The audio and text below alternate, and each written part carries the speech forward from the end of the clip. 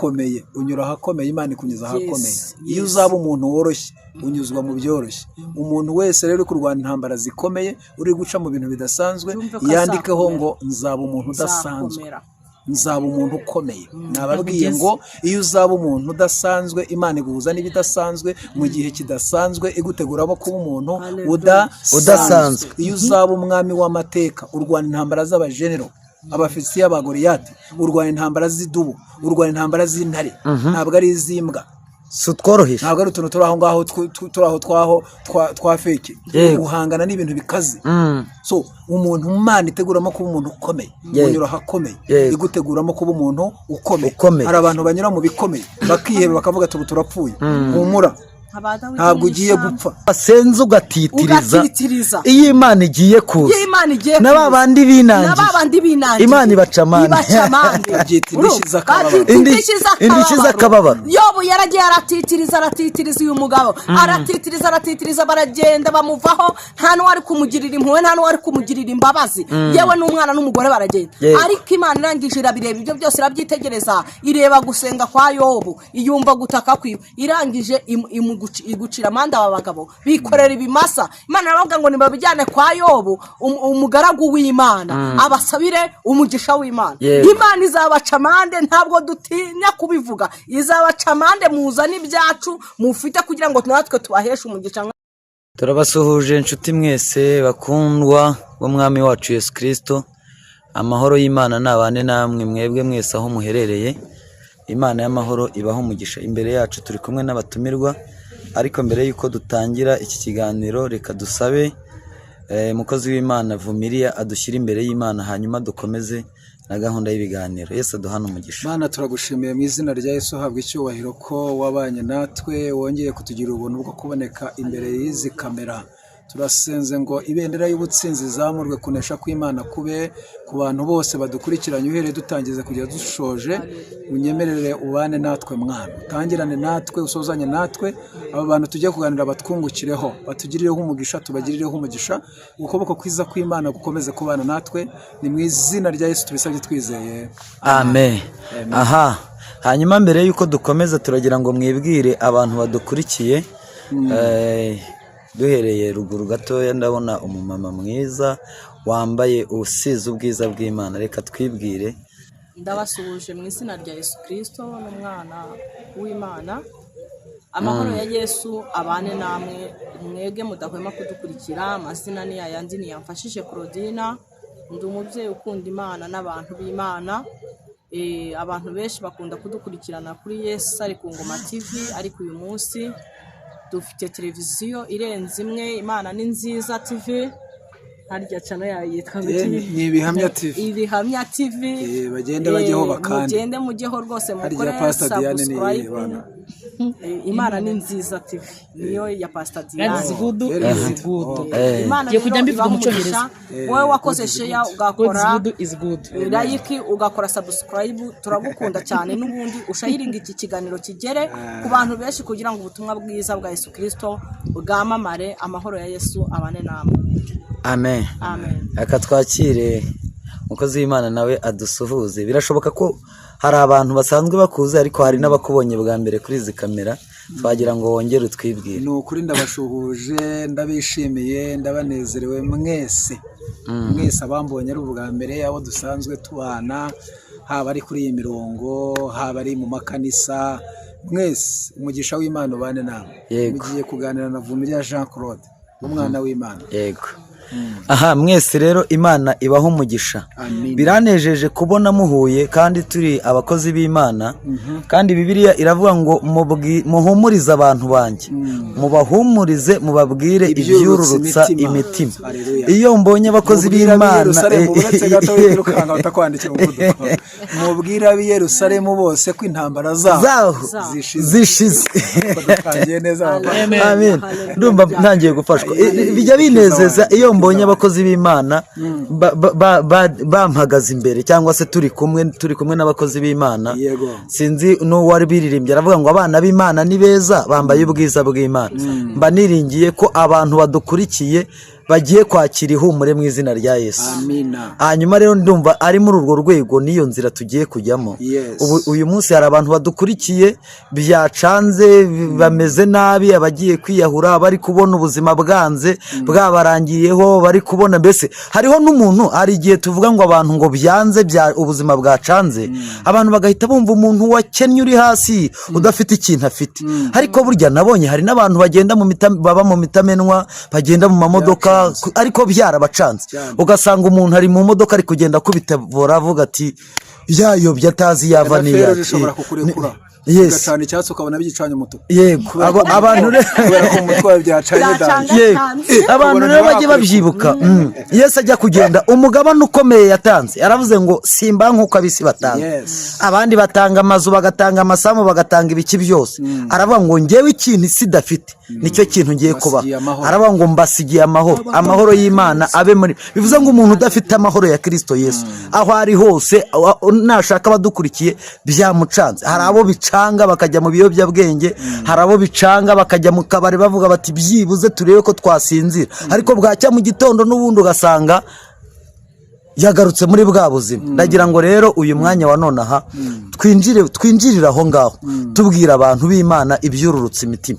Reka duhere kuri Vomiriye. Reka tubwire abantu badukurikiranye muri uyu mwanya. Yego. Nk'uko twabitangiye tubivuga tuhumuriza abantu b'i Yerusalemu, b'i Siyoni, tubabwire abari mu Rwanda mu bindi bihugu ku migabane itandukanye. Zaburi iravuga ngo hari kurira kwararira umuntu ari ku bwacya mu gitondo impundu zikavuga.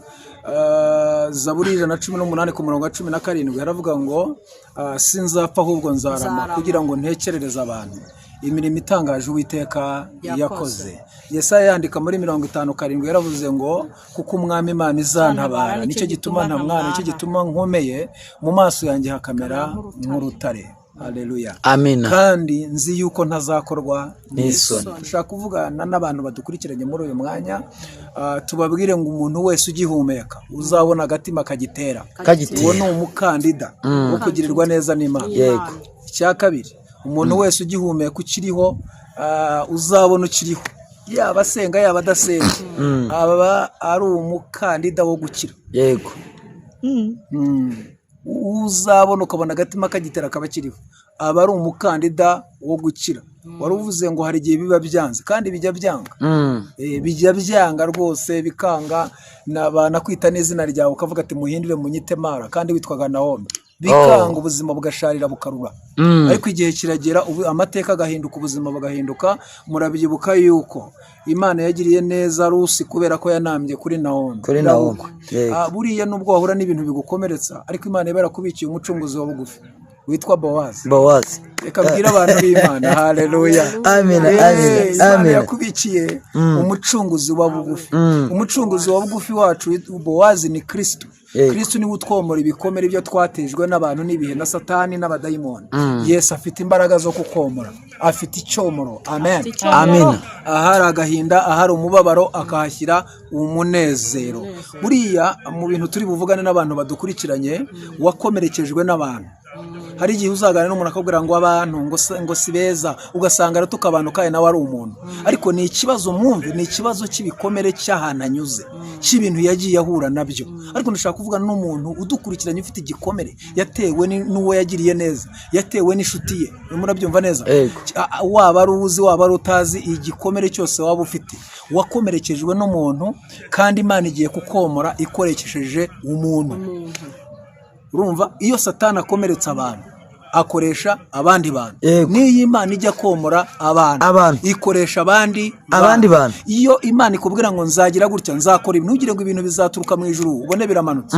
Ntugire ngo umuceri uzamanuka mu ijuru ubone umanutse uguye mu gikari cyawe.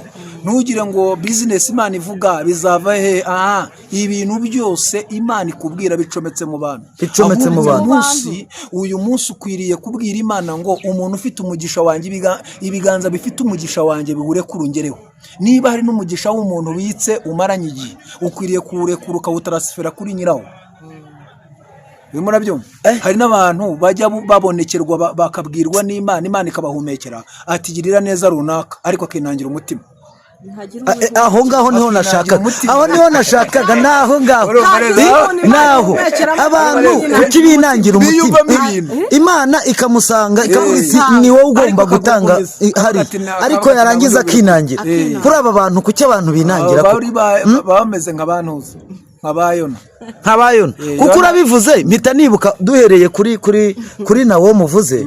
Urabona igihe Rusi igihe yabwiraga Bowazi ashaka umucunguzi, Bowazi yaramanje aramubwira ngo hari umucunguzi wa bugufi, ngo hari umucunguzi wa bugufi, ngo genda manze mubaze, ngo nimara kumubaza ngo natagucungura ngo ndaza. Uriya mucunguzi rero yarabyanze kandi ariwe wagombaga kumucungura. Uzi ko hari igihe usanga Imana yohereza umuntu akinangira kandi yarafite ibyaha. Umuntu akinangira. Ese buriya hari umuntu yasengera imeze gute? No gusenga ubihubuzayo. Gusenga ubihubuzayo. Ariko nibyo kabisa. Uko hari ijambo ry'Imana nibutse muri Yobu rivuga ngo ubutunzi yamize bunguri. Ngo azaburuka. Ngo Imana izabuhubuza mu nda ye ngo aburuke. Ariko buretse isengesho ryo gusenga ubihubuzayo. Risengwa gute? Barigiti ryo gutitiriza, kudakuraho kuko urumva ubuzima umuntu abarimo uburahazamuka. Hari abantu bageze ahatambika kandi barabifite woneho ubuzima urimo rero ndakugereranya n'umuntu uri ahantu ku gapando rero niho akora vitesi ya 3 n'iya 2 akora vitesi ya mbere ahantu hagoye iya mbere niba uri mu masengero ibintu bavuga yabihanditse kugira ngo byumve ariko nabasengero baravuga bari bamutaye ku gapando buri ariye baguta mu ikorosi bari bamutaye mu ikorosi. Reka tubwire umuntu dukurikiranye hano ushobora kuba abona ko byatinze. Tumenye ko hari n'igihe Imana yohereza umuntu ariko akinangira, ariko agasubizo tubonyemo ni ugutitiriza, gusenga isengesho ryo kubihubuzayo. Dusanze ari ugutitiriza ugahora udatitirije nta kintu cyavamo. Ijambo muri Zaburi riratubwira ngo abiringiye Uwiteka bameze nk'umusozi Siyoni. Zaburi ya kangahe? Zaburi y'125. Yego. Abiringiye Uwiteka bameze nk'umusozi Siyoni utabashika kunyeganyezwa, ahubwo uhora uhamye iteka ryose. Haleluya. Amen.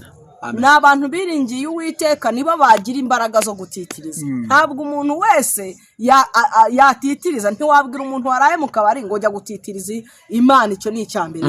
Umuntu wiringiye Uwiteka akamwizera, uwo ni uzatitiriza Imana, Imana ikamusubiza bwa butunzi bwiwe bafashe bakamira bunguri, abarozi bafashe ikabuhubuzayo.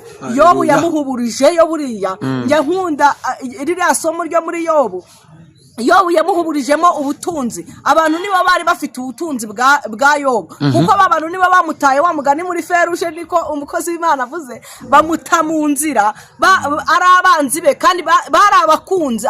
Abantu twita abakunzi bacu hari igihe aribo baduhinduka, bakaba aribo baduta mu nzira, kandi ari nabo bakanadufashije vumiri, aribo bakaduhaye no ku butunzi bwabo, barangiza bakahaduta. Ariko dushimiye Kristo ko atajya yirengagiza umuntu wamutitirije. Iyo utitirije ugatitiriza, hari igihe Imana ijya igenda ikagera no kuri ba bantu ikabagucira amande. Uzi ko Yobu yicaye agatitiriza Imana yarangiza ikamucira amande. Aba bantu bamutaye muri Feruje, umugabo bita Elifazi na bagenzi biwe, yarangiza ikabaca amande. Oya buretse uzi ko numvishijemo akandi kantu. Twahoze tuvuga abantu bajya binangira, Imana yabadutumaho bakinangira. None hano uratubwiye ngo iyo abakozi b'Imana. Ubwo reka twihanganisha umuntu udukurikiye abona byanze kandi avuga ngo yarasenze ntako atagize, niyihangana akomeza atitiriza Imana umunsi yaje hazabaho n'indishyi z'akababaro. Reka dusubire inyuma gato. Gusenga ntago babivuga, gusenga barabikora. Ariko reka dusubire inyuma gato. Hari akantu wari uvuze tugendeye kuri iryo jambo rivuga ngo abiringiye Uwiteka bameze nk'umusozi Siyoni. Bivuze ngo abantu Imana itabara ni abantu bayiringiye. None se ko birivuga ngo ni Imana ivubira imvura ababi n'abeza. Imana ntishobora gutabara umuntu utanayiringiye. Oya ni Imana ya bose, ariko hari icyo bita umwihariko. None si ivuga kuri Esawu ikavuga no kuri Yakobo ngo nanze Esawu nkunda Yakobo, umvamo iki? Iyo Bibiliya ivuga ngo ariko wowe noneho, iryo jambo rivuga ngo ariko wowe noneho, ubundi bivuze ngo Imana ntirobanura ku butoni ariko iratonesha. hari abantu Imana igeraho, icyo cyumve neza, Yego. hari abantu Imana igeraho igashyiraho akantu k'akadomo, ikagutonesha nishyireho akiyitaho ukavuga ati buhagaze wanze wumva ibintu uvuga ko oya noneho nawe urancanze ubwo ugiye gutuma nanone dusubira inyuma hari icyo bitwaye kubera ko n'ubundi turi mu kiganiro ngewe ndimo ndabaza kugira kandi kiri hano ni ukugira ngo dusobanukirwe. Turavuze ngo Imana ntirobanura ku butoni ahubwo iratonesha. Tugendeye ku ijambo rivuga ngo ni Imana yanze Esawu ariko ikunda Yakobo. Hanyuma aba bana bose kibangiye kuba kiri mu nda nkaho mumbwire Esawu azize iki? Ari mu nda nta n'ikintu arakora ngo byibuze ngo tuvuge ngo nicyo azize. Esawu azize iki? Imana ikureba ikureba wowe utaranabaho, papa we na mama we batarahura, si Imana yaturemye se ngo baryamane. Iyo ibibona poroje muri wowe kandi wanyu ntibazi wowe icyo uzavamo. Gusa baraga twabyaye umuhungu twabyaye umukobwa, ariko ntibazi niba uzaba perezida cyangwa niba uzaba umwami, ntabyo bazi. Ariko Imana yabonaga ko Yakobo azavamo igihugu. Nese Yakobo ntiyavuyemo igihugu cya Isirayeli, Esawu se ntiyavuyemo indwanyi. ahubwo urumva tuvuge ko irobanura se none se urumva oya none se abantu bose niwe yabaremye sibyo? Urumva abantu niyibaremye ntirobanura ku butoni si barema menye umva icyo Petero yavuze iki mu byakozwe 10:37 yaravuze ngo nukuri menye neza yuko Imana itarobanura ku butoni ahubwo mu mahanga yose. Iyo jambo ryitwa ahubwo mu mahanga yose uyubaha agakora ibyo gukiranuka Imana iramwemera. Iyo bavuga ngo ahubwo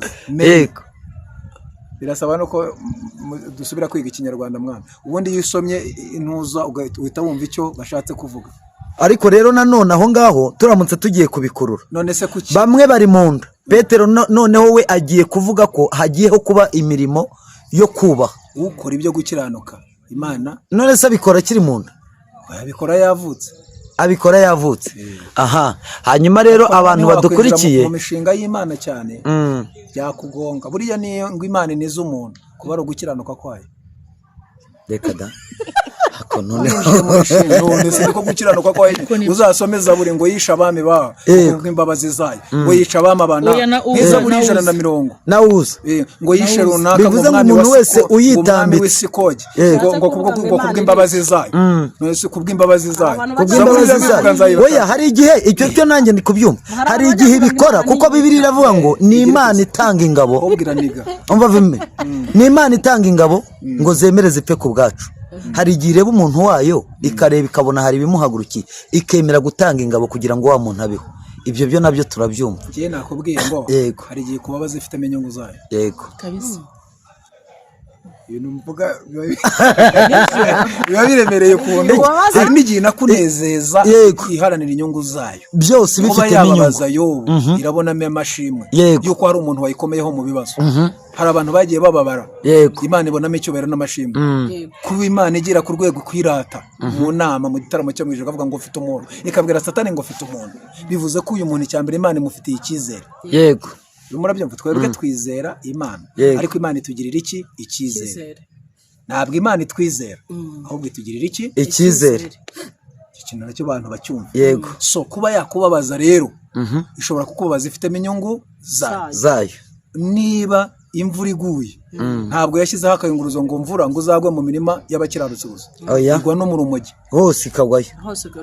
Aho niho handi twahoze tuvuga ngo ni Imana ivubira imvura ababi n'abese. Yego ko bitavuga ati imvura yanjye ntugwe mu mirima y'urumogi ikagwa no mu murima w'urumogi no mu y'abarozi n'abagendera ku dutaro bose. Aha tugera rero ku musozo, hari nabo baneza bareza ndagira ngo tugere ku musozo. Twari mu kiganiro tubwira ngo duhumurize abantu tubabwira ibyururutse imitima, kandi tubonye ko ari Imana igenda igirira neza abantu bayo. Hanyuma uyu mubyeyi nawe aravuga ngo ni Imana igirira neza ariko abantu bayubaha kandi bayizera. Hanyuma ubwo umuntu utayizera n'umuntu utayubaha udukurikiye muri uyu mwanya, hanyuma Bibiliya nawe aratubwiye ngo ni Imana ishobora kukubabaza ariko kandi bifitemo inyungu. Birashoboka ko hari umuntu udukurikiye akaba arimo gukubitwa ari kubabazwa, ariko humura n'ubundi Imana byanze bikunze hari igihe kizagera ikongera ikakugarukaho, kuko umuntu uwo ari we wese imubabaza ibifitemo inyungu. hanyuma umuntu udukurikiye utayubaha kandi utayizera arasabwa iki muri uyu mwanya? Arasabwa gusenga, agasabwa gukora ibyo gukiranuka. Abisiraheli bakoze ibyo gukiranuka, Imana irangije ibagarukaho. Kuko igitabo, reka nsome iri jambo kugira ngo n'abantu wenda tutazajya tubabeshya, noneho dusoreze n'aha ngaha mu Kuva ibice byaho. Harimo abantu bemera babonye verisi. Hari abantu bajya bemera wa mugani babo dusomera. Izana imirongo. Kuva ibice byaho ni 2 ni Neneveri nibyo barihanye. Imana irihindura. Baravuga bati akira dusomere uyu murongo. Kuva ibice ni 2. Igice cya 2 ku murongo wa 23 nibyo?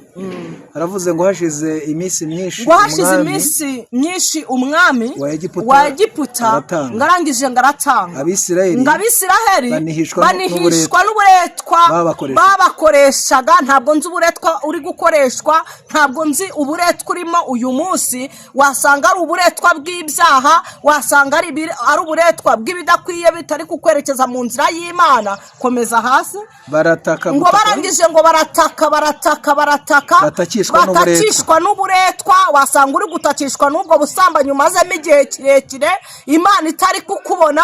Ariko taka, gumiza utake, utakira Imana, uyibwire ngo shaka kuva muri ibi, uyibwire ngo shaka kuva mu byaha. Ngo barangije baratakwa kubera uburetwa babakoreshaga. Hari igihe bagukoresha ibintu nawe utabishaka, wasanga n'ubwo rumujyi uri kuri runywa kubera agahato k'abadayimoni. Ariko kubera gutaka Imana ishimwe, kurazamuka kugera ku Mana. Gutaka kwabo kujya kuzamuka kukagera ku Mana. Imana yumva umuniho wabo. Imana irangije ngo yumva umuniho wabo. Yibuka isezerano ryayo yasezeranyije Aburahamu na Isaka na Yakobo. Imana irangije ngo ireba Abisiraheli, imenya ukuntu bameze. Imana ikurebe mu nzira uri gucamo, Imana ikurebe mu nzira zose uri kunyuramo zigoye. Wasanga uri kunyura mu bigeragezo bigoye, wasanga uri kunyura mu bintu bikakaye bikomeye, wasanga uri no kunyura yewe mu byaha.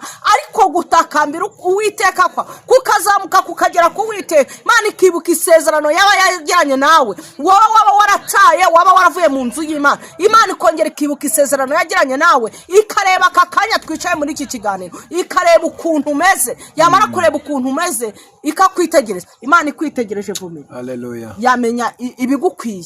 Imana ikwitegereje yamenya yuko ukwiye nyine kubureka ibyaha ugakora ibyo gukiranuka, kubera ko ijambo ryatubwiye ngo abiringiye Uwiteka bameze nk'umusozi Siyoni utabashika kunyeganyezwa, ahubwo uhorohamye iteka ryose. Imana ishimwe. Amen. Tugana ku musozo kugira ngo dukore finisage. Yego. Ubundi umuntu wese udukurikiranye arebe ibyo ari gucamo. Yego. Arahita amenya uwo azaba we. Ibintu byose ucamo nturebe ibyo uri gucamo. Yego. Urahita umenya ngo nzaba nde hirya y'ibi.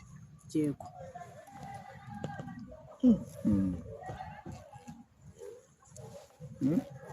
Reka dusoreze aha ngaha. Iyo uzabu ahubwo Imana irimo irakwerekeza, irakwerekeza ahantu heza. Hanyuma y'ibyo, haleluya, akanwa kavuze ko ntacyo uzavamo kazongera gahindure kavuga ngo nyakubahwa.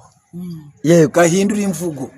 Uwavuze ngo ni umushumba n'umuhererezi niwe wahindura avuga ngo Dawidi yabaye umwami. Uwavuze ngo ni Karosi niwe wavuze ngo Yozefu yabaye premier minister.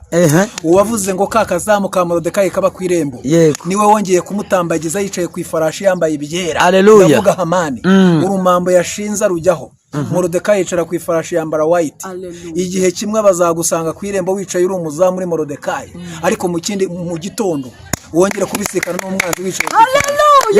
Urumva twari gusoza ikindi abantu bafite ibibazo ngo ariko ngo iby'Imana yavuze bizasohora bike byishakira inzira. Naho inzira zaba zidahari irazikereya zikabaho. Imana yakereye inzira iri vierge. Ndatashye aho ugeze aho we ku bantu bubaha Imana ifite inzira ziri vierge zitari zacamo abandi bantu. Kandi promosiyo yawe Imana yayicomeka mu mwanzi wawe. Igisubizo cya Morodekayi cyari kiri muri Hamani. Iyo Hamani atamuvuga ntabwo Morodekayi ari kuzigera azamuka yari kuguma ku irembo kuva haleluya ntiyari kuzahava. Igisubizo cya Esiteri gicometse muri Vashiti. Vashiti. Iyo Vashiti adasuzugura ntabwo Esiteri umwami, ntabwo Esiteri yari ku mwamikazi. Igisubizo cya Dawidi gicometse mu Mufilisitiya, mu ruhanga, mu bunini bwe. Yego. Igisubizo cyane ko mutavuga nta bandi muzi.